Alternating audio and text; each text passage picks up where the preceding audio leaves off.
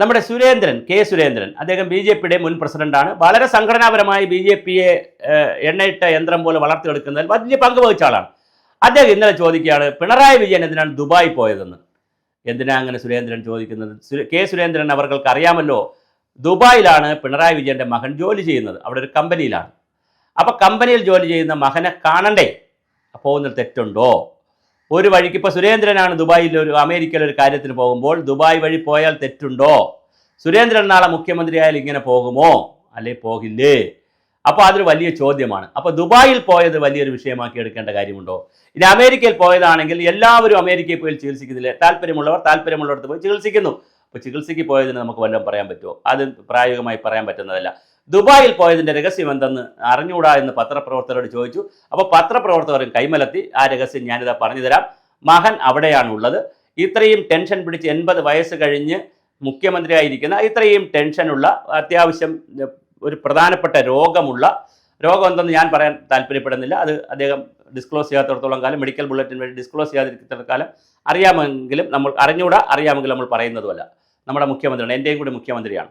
അപ്പോൾ തീർച്ചയായിട്ടും അദ്ദേഹത്തിനുള്ള അസുഖത്തിൽ 80-ാം വയസ്സിലിരിക്കുമ്പോൾ മകനെ കാണണമെന്ന് തോന്നും. അപ്പോൾ ചോദിക്കും, മകന് ഉടനെ വന്നാൽ പോരെ? അല്ല, ഇത് പോകുകയല്ലേ, എന്തായാലും അമേരിക്കയിൽ പോകുന്നു. ആ കൂട്ടത്തിൽ ഭാര്യയും പരിവാരങ്ങളുമായി ഒന്ന് ദുബായി പോയി. അവിടെയും കൂടെ 2 ദിവസം താമസിച്ച് പോയിട്ട് വരട്ടെ. അദ്ദേഹം ഒരു ഭരണാധികാരിയല്ലേ, അദ്ദേഹം നമ്പർ 1 അല്ലേ, ഇവിടുത്തെ 1ാമത്തെ ആളല്ലേ, അദ്ദേഹം പോയി വരട്ടെ. പക്ഷേ പിന്നെ താങ്കൾക്ക് അദ്ദേഹത്തെ വിമർശിക്കാം, തള്ളിമറിക്കരുതെന്ന് പറയാം. ഇപ്പോൾ വാജ്പേയി പോയി ചികിത്സിച്ചു, വാജ്പേയി തള്ളിമറിച്ചില്ല. ഇന്ത്യ ഏറ്റവും വലുതാണെന്ന്, വലിയ സംഭവമാണെന്ന് തള്ളിമറിച്ചില്ല. അതുപോലെ തന്നെ കരുണാകരൻ പോയി ചികിത്സിച്ചു, AK ആൻ്റണി പോയി, EMS പോയി, G കാർത്തികേയൻ പോയി, ഒരുപാട് പേര് പോയി ചികിത്സിച്ചിട്ടുണ്ട്. പക്ഷെ അവരാരും തള്ളിമറിക്കുന്നില്ല. ഇത് കേരളം ഭയങ്കര നമ്പർ 1 ആണ്. ഇവിടെ ആളുകൾക്ക്, പണക്കാർക്ക് കൊതിയാവുന്നു ആശുപത്രിയിൽ പോകാൻ. അതുകൊണ്ടാണ് ഇവിടെ പോകാത്തത്. പിന്നെ പണക്കാർക്ക് കൊതിയായിട്ടും പോകാത്തത്. പാവപ്പെട്ടവർ എന്ത് വിചാരിക്കുമെന്ന് കരുതിയിട്ടാണ് എന്നൊക്കെ പറഞ്ഞ് തള്ളിമറിക്കരുത്. നമ്മൾ ഇവിടെ രാജാവിൻ്റെ കാലം മുതലേ തുടങ്ങി വെച്ചിട്ടുള്ള, കുറേ ധർമാശുപത്രികൾ മുതൽ തുടങ്ങി വെച്ചിട്ടുള്ള കുറേ ആധുനിക പ്രാഥമിക ആരോഗ്യ കേന്ദ്രങ്ങളും സംവിധാനങ്ങളുമുണ്ട്. അവിടെ മരുന്നില്ലാത്ത സ്ഥലങ്ങളുണ്ട്, അവിടെ കെട്ടിടങ്ങളില്ലാത്ത സ്ഥലങ്ങളുണ്ട്. അങ്ങനെ കുറേ പ്രശ്നങ്ങളുണ്ടെങ്കിലും ഒരു സാർവത്രികമായ ഒരു ആരോഗ്യ സംവിധാനമുണ്ട്.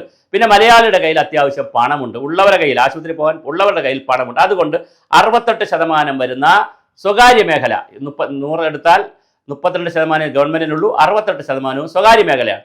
സ്വകാര്യ മേഖല ആശുപത്രി ഉള്ളത് കൊണ്ട് ആളുകൾ എന്ത് ചെയ്യും? ഡോക്ടർമാരുടെ വീട്ടിലോ അല്ലെങ്കിൽ സ്വകാര്യ ആശുപത്രി, ഇപ്പോൾ ഏത് ഗ്രാമം എടുത്താലും സ്വകാര്യ ആശുപത്രിയുണ്ട്. പട്ടണം എടുത്താൽ തിരുവനന്തപുരത്ത് ഒരു കോസ്മോപൊളിറ്റൻ ആശുപത്രി മാത്രമാണ് ഉണ്ടായിരുന്നത് നേരത്തെ. ഇപ്പോൾ എത്രയാണ് ആശുപത്രി?